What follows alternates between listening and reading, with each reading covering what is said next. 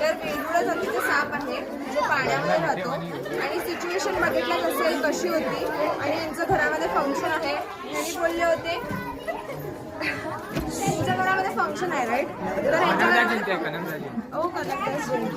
कनकदास जयंती त्याच्यामुळे खूप काही बंद सुद्धा आहे.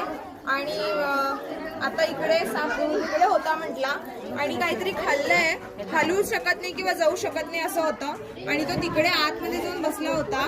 तर जेव्हा राग येतो तेव्हा हे असं फुगवतो, म्हणजे त्याचं तोंड असं चपट करून घेतो आणि क्विकली बाईट करतो. ह्याच्यावरची डिझाईन बघू शकता आणि पॅटर्न सुद्धा.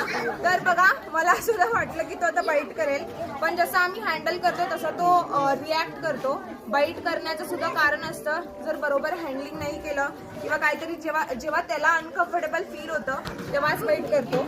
तर कलर सुद्धा वेगवेगळे असू शकतात आणि हा पाण्यात राहणारा आहे बिनविषारी साप, वेडुळा म्हणतात त्याला.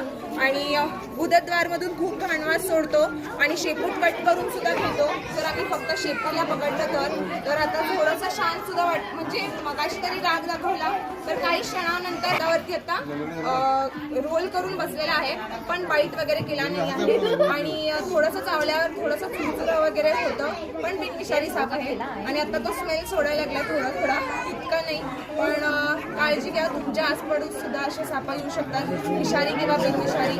आणि नक्की कसं वाटलं व्हिडिओ हे सुद्धा सांगा. किती लोक जमा झाले तुम्ही बघू शकता, पूर्ण गर्दी आहे आणि अशा ठिकाणी राहत्या ठिकाणी किंवा जिथे झाडी वगैरे नसेल किंवा असेल त्या ठिकाणी सुद्धा असे सापा येऊ शकतात, विषारी आणि बिनविषारी. तर काळजी घ्या.